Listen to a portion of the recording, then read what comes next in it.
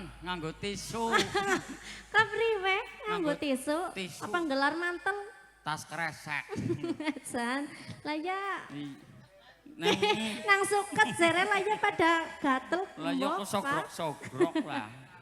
Iya. Oh, ki nggo jare nggo petel. Kowe ngerti petel.